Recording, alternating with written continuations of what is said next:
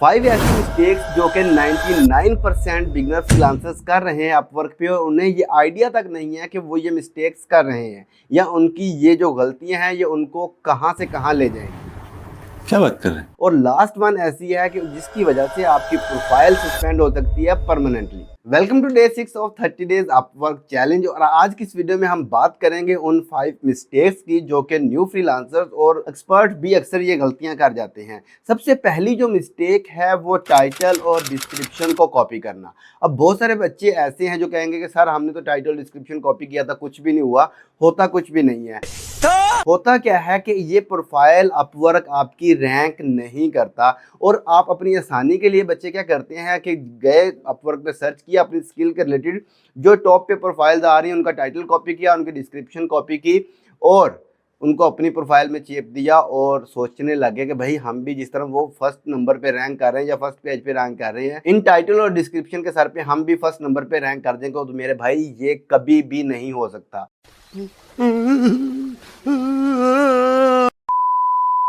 इसका उल्टा नुकसान आपको यह है कि अपवर्क आपकी प्रोफाइल को डी रैंक कर देगा, डस्टबिन में फेंक देगा। बिकॉज कि अपवर्क का एल्गोरिथम अब तो एआई आ चुका है और इतना एडवांस हो चुका है कि अगर आप किसी का टाइटल कॉपी करते हैं, किसी की डिस्क्रिप्शन कॉपी करते हैं तो वो आपकी प्रोफाइल को भी सस्पेंड कर सकता है और दूसरा आपको रैंक तो बिल्कुल नहीं करेगा इस चक्कर में। तो अगर आप अपनी प्रोफाइल को ऑप्टिमाइज करना चाहते हैं, अगर आप अपनी प्रोफाइल की डिस्क्रिप्शन ऑप्टिमाइज करना चाहते हैं तो यहाँ वीडियो मिल जाएगा। ये वीडियो यूट्यूब पे अपलोड हो चुकी है, जाके देखें। और कंप्लीटली आपने टाइटल, कीवर्ड रिसर्च और डिस्क्रिप्शन कैसे लिखनी है, चैटजीपीटी से कैसे लिखनी है, ये सारी चीज़ें इसमें बताई हुई हैं। तो खुदारा ये गलती ना करें, अपनी प्रोफाइल का टाइटल, डिस्क्रिप्शन खुद लिखें, कीवर्ड रिसर्च करके लिखें ताकि आपकी प्रोफाइल रैंक भी हो और क्लाइंट अट्रैक्ट भी हो और आपको ऑफर भी दें। नंबर 2, दूसरी जो सबसे बड़ी गलती न्यू फ्रीलांसर्स करते हैं मोस्टली वो ये करते हैं कि देखेंगे मार्केट में फॉर एग्जांपल एक सर्विस के जो एवरेज कॉस्ट है या एवरेज आवरली रेट है वो चल रहा है $10 से $12। अब वो क्या करेंगे कि उन्होंने प्रोफाइल बनाई और इस चक्कर में और इस थिंकिंग के साथ वो अपनी प्राइस को लो करते हैं कि भाई हम अगर $6 पर आवर पे सर्विस देंगे तो क्लाइंट हमारी तरफ आएंगे। तो ऐसा कभी भी नहीं होता क्योंकि क्लाइंट्स को आपसे काम चाहिए और क्वालिटी वर्क चाहिए, ठीक है ना। क्लाइंट अगर फ्रीलांस कोई आके आपको डॉलर्स में पे कर रहा है या इन्वेस्ट कर रहा है तो उसका हरगिज मतलब ये नहीं है कि वो लो क्वालिटी वर्क चाहता है, ठीक है ना। हाई पेइंग जो क्लाइंट्स हैं वो कभी भी मार्केट से लो रेट पे आपको हायर नहीं करता। उसको पता होता है कि इस स्किल का क्या रेट है और मुझे ये कितने में ये प्रोजेक्ट पड़ सकता है या कितने का कॉस्ट करेगा ये प्रोजेक्ट। तो ये गलती कभी मत करें कि आपका जो एवरेज रेट है जो आपकी स्किल का, हमेशा उसी पे फोकस करें। हाँ, उससे $1-2 आप कम कर सकते हैं एज अ न्यू प्रोफाइल, लेकिन अगर वो भी नहीं करते हैं तो इट्स ओके। शर्त यह है कि आपको अपना काम आता है, आप अपने काम में मास्टर हैं, तो आप अपना प्रोफाइल का वही रेट सेलेक्ट करें जो कि एवरेज रेट चल रहा है मार्केट में। अब अगर आप कम रेट सेलेक्ट करेंगे तो आपको एक तो नुकसान क्या होगा कि हाई पेइंग क्लाइंट कभी भी नहीं मिलेगा, क्योंकि हाई पेइंग क्लाइंट को ये पता होता है कि भाई मुझे अगर $100 इजाफी देना पड़ जाए तो इट्स ओके, लेकिन मुझे काम जो है अच्छा करवाना है, ठीक है। और वो जो लो प्राइस आपने रखी है उससे साफ साफ ये लग रहा है कि भाई आपको काम नहीं आता, सिर्फ आप क्लाइंट लेने के चक्कर में जो है वो प्राइस आपने लो की हुई है। बेशक आपको काम आता है लेकिन क्लाइंट्स की थिंकिंग ये होती है कि भाई इसको काम नहीं आता, इस वजह से इसने प्राइस लो की हुई है। और दूसरा, अगर आपके पास क्लाइंट्स आ भी जाएंगे और बहुत सारे भाई अभी नीचे कमेंट करेंगे कि भाई हमने लो रेट पे इतने क्लाइंट्स गेन कर लिए हैं, तो यार ईमानदारी से बताना कि आपने जो क्लाइंट्स गेन किए हैं क्या वो अच्छे और लॉन्ग टर्म और हाई पेइंग क्लाइंट? नहीं। जो इस तरह के क्लाइंट है उनकी थिंकिंग भी आप जैसी ही होती है कि उन्होंने भाई काम करवाना है कम पैसों में। वो क्या होंगे, या तो वो रीसेलर होंगे या वो थर्ड पर्सन होगा कि क्लाइंट किसी से काम पकड़ा $10 में और $5 पर आवर पे करवा के क्लाइंट को दे दिया, $5 खुद रख लिए और $5 आपको दे दिए। वो आपको बिला वजह तंग करेंगे, बार बार रिविजन्स मांगेंगे, काम में मिस्टेक्स निकालेंगे और उसके बाद आपको जलील करेंगे और नेगेटिव फीडबैक देके चले जाएंगे। तो हमेशा अपनी स्किल का रेट जो है हाई रखें। अगर आप काम में मास्टर हैं, आप अपनी स्किल में मास्टर हैं, तो भाई आप कम रेट पे क्यों प्रोवाइड कर रहे हो? ठीक है, समझ गया। ठीक है, तो अपनी प्राइस वही रखें जो आपके स्किल में एवरेज प्राइस है अपवर्क पे। मिस्टेक नंबर 3, जो कि बहुत सारे एक्सपर्ट लोग भी अब तक कर रहे हैं और वो इस बारे में खुश हैं। लेकिन ये ज़्यादा देर नहीं चलेगी और अगर आप अपवर्क पे आ रहे हैं तो कोशिश करें कि ये गलती मत करें। और वो गलती क्या है कि जेनरिक प्रपोजल सेंड करना। जेनरिक प्रपोजल का मतलब कि एक टेम्पलेट बनाया हुआ है अपनी स्किल के रिलेटेड और बार बार उसी टेम्पलेट को यूज़ करते हुए थोड़ी बहुत चेंजिंग के साथ आप अप्लाई करते जा रहे हैं। यकीन करें कि अपवर्क ने ये खुद अनाउंस किया कि भाई अगर आप जेनरिक प्रपोजल यूज़ करते हैं और एक ही टेम्पलेट को बार बार यूज़ करते हैं तो अपवर्क वहाँ पे क्लाइंट के एंड पे ये मेंशन कर देता है कि generic proposal and copy paste proposal, ठीक है ना।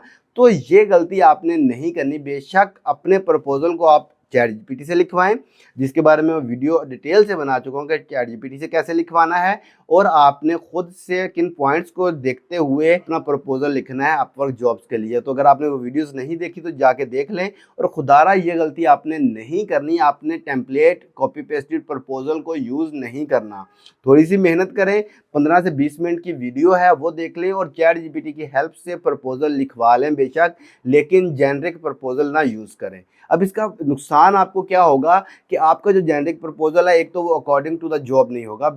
ये तो नहीं हो सकता कि 10 क्लाइंट्स आए और 10 के 10 को एक ही प्रपोजल आप चेप रहे हैं और वो हर एक की रिक्वायरमेंट के मुताबिक है, ऐसा कभी भी नहीं होता, ठीक है। तो आप अपनी प्रोफाइल्स के लिए, अपनी जॉब्स के लिए जब अप्लाई करने जा रहे हैं तो उसके लिए जेनरिक प्रपोजल को यूज़ करने की बजाय आपने अपना रियल कस्टमाइज प्रपोजल लिखना है, न्यू प्रपोजल लिखना है। और दूसरा, अगर आपसे न्यू प्रपोजल नहीं लिखा जा रहा तो वीडियो अपलोडेड है कि चैट जीपीटी की हेल्प से आपने किस तरह से लॉन्ग एंड शॉर्ट जॉब्स पे प्रपोजल लिखने हैं, तो आप जाके देख सकते हैं और इस गलती को सुधार सकते हैं। एंड मिस्टेक नंबर 4, और ये भी बहुत सारे बिगनर्स इस चीज़ को करते हैं, जो थोड़े से एक्सपीरियंस हो जाते हैं वो इस चीज़ को समझ जाते हैं। Applying without verification. क्या मतलब है विदाउट वेरिफिकेशन का? कि वो जॉब को और क्लाइंट को वेरीफाई नहीं करते कि जॉब रियल है या क्लाइंट रियल है, और विदाउट वेरिफिकेशन वो अपनी जॉब पे अप्लाई कर देते हैं। उसके दो नुकसान होते हैं आपको। नंबर 1 कि क्लाइंट जो होते हैं वो स्कैमर्स होते हैं और आपके साथ स्कैम करके चले जाते हैं और आपकी प्रोफाइल जो है वो सस्पेंड हो जाती है। और नंबर 2 कि क्लाइंट आपको रिस्पॉन्स ही नहीं करते बिकॉज कि आपने वेरीफाई नहीं किया कि ये क्लाइंट काम देने वाला है या नहीं है। इस क्लाइंट ने जॉब पोस्ट किस लिए की है, काम करवाने के लिए की है या चस्के लेने के लिए की है, या ये रिव्यू वाला क्लाइंट तो नहीं है। तो अगर आप इन सब चीज़ों को बिना वेरीफाई किए हुए अगर जॉब पे अप्लाई करते हैं तो आपके उस प्रपोजल का कोई फ़ायदा नहीं है।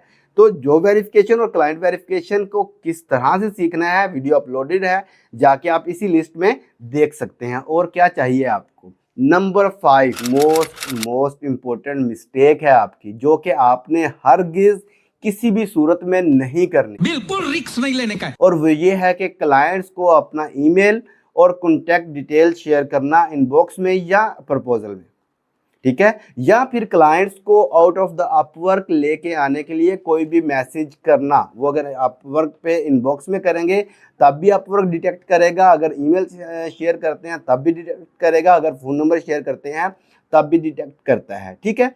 और आपकी प्रोफाइल इस टर्म्स एंड कंडीशंस की खिलाफ वर्जी पे आपकी प्रोफाइल परमानेंटली सस्पेंड हो सकती है और हो जाएगी। नहीं यकीन आता तो भाई करके देख लेना, ठीक है। तो आपने कभी भी अपने क्लाइंट्स को ईमेल और फ़ोन नंबर या कॉन्टैक्ट डिटेल शेयर नहीं करनी और किसी भी क्लाइंट को अपवर्क से बाहर आने के लिए दावत नहीं देनी अपवर्क की चैट में या प्रपोजल में। अब सोच रहे होंगे कि भाई इसका हल क्या है? अगर क्लाइंट ईमेल मांग लेता है या फ़ोन नंबर मांग लेता है तो आपने किस तरह से प्रोवाइड करना है? ये समस्या है रे, क्या बोलने का। तो उसके बहुत सारे हल है। सिंपल, आप एक डॉक्यूमेंट्स गूगल शीट ओपन करें और उसमें अपना फ़ोन नंबर, ईमेल लिखें और जो मैसेज करना है क्लाइंट को अपवर्क से बाहर या पेमेंट के रिलेटेड, तो आप उस शीट में सारी चीज़ें पुट करके या वर्ड फाइल में वो चीज़ें पुट करके वो फाइल क्लाइंट को सेंड कर सकते हैं। लेकिन अगर आप डायरेक्टली क्लाइंट को अपना फ़ोन नंबर और ईमेल शेयर करते हैं तो इस पे अपवर्क बहुत ही स्ट्रिक्ट एक्शन लेता है और विद इन 1 आवर आपकी प्रोफाइल को सस्पेंड कर देगा, ठीक है। तो ये थी 5 मिस्टेक्स जो कि एज अ न्यू फ्रीलांसर आपने नहीं करनी है। आई होप सो कि आपको ये चीज़ें समझ आई होंगी। अगर आपको इसके रिलेटेड कोई भी क्वेश्चन है तो आप मुझे इंस्टाग्राम पे मैसेज कर सकते हैं। इंशाल्लाह मैं कोशिश करूंगा कि आपके मैसेजेस का रिप्लाई करूं। मिलते हैं नेक्स्ट वीडियो में, तब तक के लिए अल्लाह हाफिज़। अपना बहुत ज़्यादा ख्याल रखिएगा।